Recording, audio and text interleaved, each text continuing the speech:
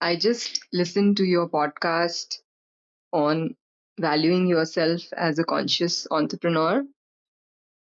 And thank you so much for making it. I really needed to hear those words today.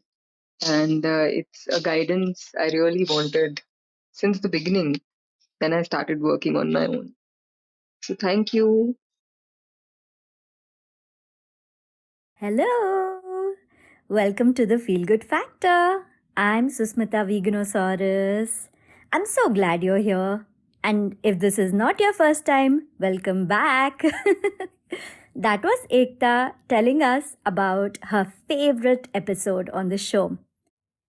If you'd like to leave me a voice note about your favorite episode or anything that you like about this podcast, then check the show notes. There is a link, speakpipe.com/veganosaurus. I'd love to hear your message. Now, on to today's episode. There's a story of a ship that has broken down. For whatever reason, the engine isn't working, it isn't starting. So the owners of the ship call engineers to come and fix it. There are several people who come check it out, open out different parts, have a look, try this, try that, based on their education, based on their learnings. They try a bunch of things. But no matter what they do, the ship engine just does not start.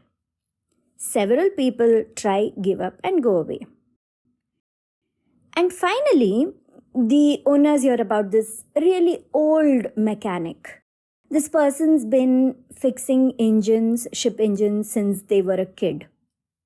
So they have years and years and years of experience behind them. They are just a mechanic. They're not an engineer or, anything. They haven't studied much. But, as a last resort, the ship owners invite that person to come and fix the ship engine. So this person comes and really, really old person, they're looking all around the ship. Carefully they go, to every corner, just check every bit of the ship engine room, all of it. And they take quite some time carefully doing that.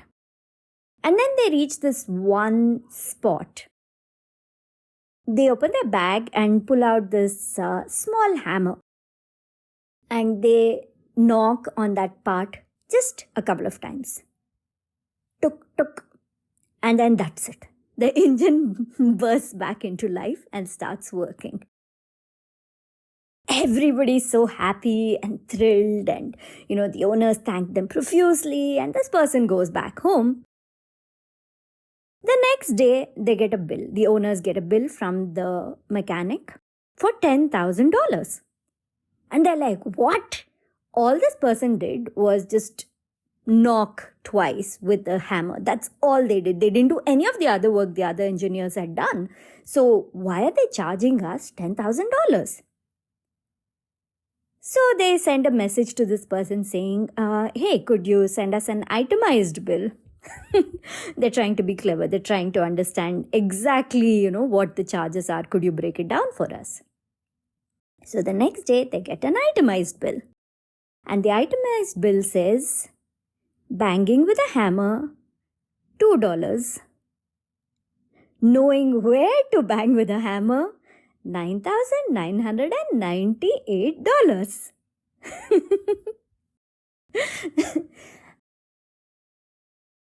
The first time I heard the story, it blew my mind.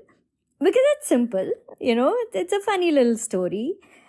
But it makes so much sense because it really, really teaches us about the value of experience in such a simple way. Yes, education is important, studying is important, getting degrees, etc., etc. All that is important.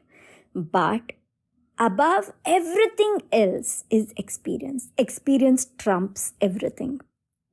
The more you do something, the more you are in a particular situation or work or whatever it is, a field, the more you see what could go wrong, firsthand, not studying it on paper. You see what could go wrong, and you figure out how to fix it on your own.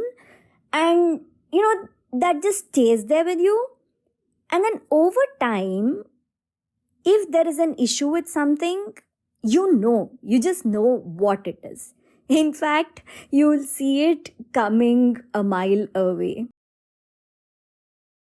This happens with me with my coaching clients sometimes, where they are in a particular situation, they say something, and I know it's not right, they shouldn't be doing this. And I tell them, please don't do it, because I can see the problems coming a mile away. Often they follow it. They're like, you know what? Yeah, we trust you. So Smita, we'll just do what you say.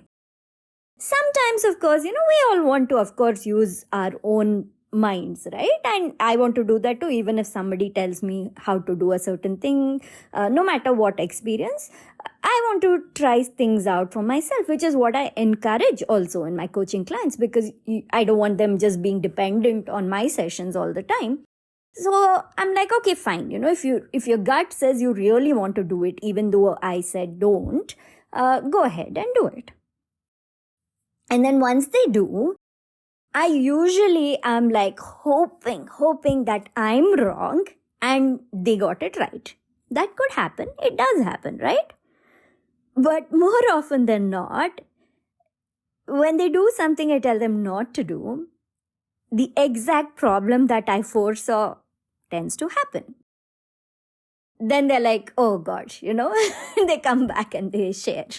And I see like, yeah.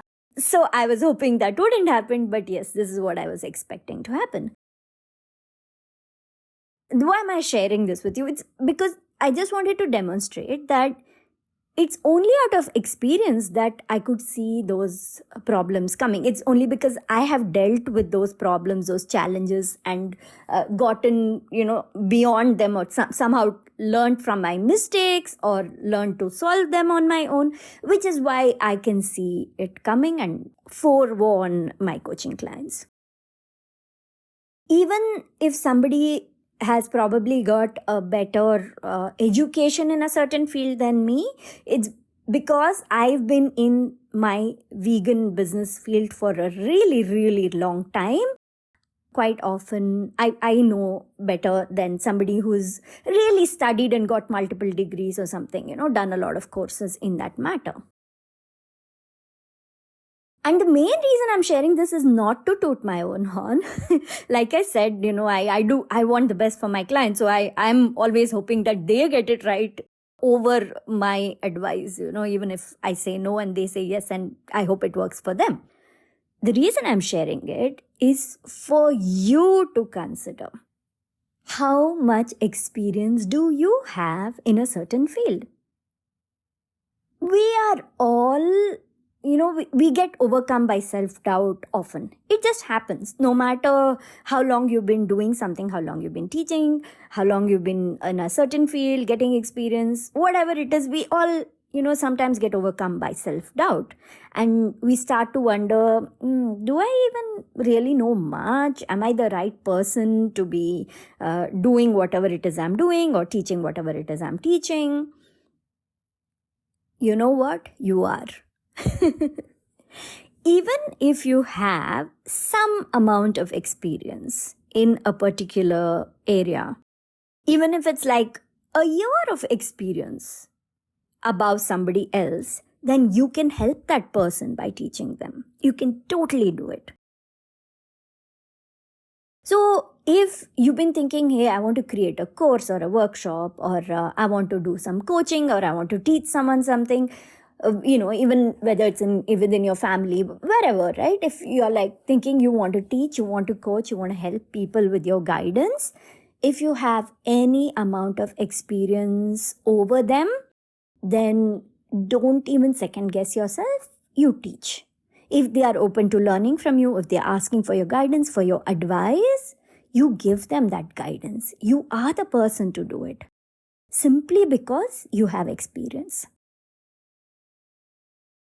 And another thing that happens is wondering if something that you want to share is very basic. I love teaching. whether teaching in my, coaching classes or workshops, courses, or just teaching through my podcast like this, or my blog or Instagram posts. I love that. It lights me up. And sometimes there's something I want to share and I second guess myself. I'm like, isn't this too basic? I'm sure they know this already. I don't have to tell them about this. But then I kind of push myself through that doubt and put it out there anyway. And funnily, that is the post, that is whatever the episode, whatever, which I get some of the most heartfelt responses to, whether it's a DM or an email. People are like, oh my God, that made so much sense. I didn't think of this before. And thank you for sharing. And I'll be laughing at myself. I'm like, oh, damn, I almost didn't share that. But I'm so glad I did. So there's nothing like too basic, right? Because if in this case, your experience, even if it's like a week of experience in something over somebody else, just the fact that you have that experience means you can still help somebody else. So if you feel called to share something, post something, create something, teach something, don't hesitate to do it. Of course, I'm not telling you to go and give unsolicited advice. Absolutely not. It's something I absolutely dislike taking or giving. And if I tend to do it, sometimes I catch myself and, apologize or stop myself from doing it. I'm not telling you to go and give people unsolicited advice when they aren't asking for it. But if you feel called to share something in your own, like your social media or blog or podcast, wherever, or, if you feel like you want to create a YouTube video or build a course or workshop, do it. And if somebody comes and asks you particularly for guidance, then don't hesitate to give them that guidance. Whether you charge for it or not, that is next. You can charge for it. You can become a coach. You can actually charge for your guidance, and you're still worth it. Like I said, if you have any amount of experience over somebody else, then it's worth it. And the more years of experience you have, then definitely you can totally charge for your coaching and stuff like that. But I'm saying, even if, say, you're not charging someone for it and you feel called to give guidance, if someone's asking you, don't stop yourself from doing it because you doubt your capacity to deal with the matter or understand it or give guidance. Yes, do it with humility. Always, say that, what, this is how I feel, this is how this has worked for me. You give examples from your life, work, business, creativity, wherever. You give examples and say, this is what worked for me and this is why I feel this could work for you. But yes, you think it's up to you to finally decide. That's a nice, humble way of doing it, because obviously we don't know everything and we don't know how to help everybody the best. So you obviously shouldn't be pushing someone. If somebody is pushing you, if they're overconfident, they're like, yeah, do this only and nothing else will work, you probably shouldn't be going to them for guidance or advice.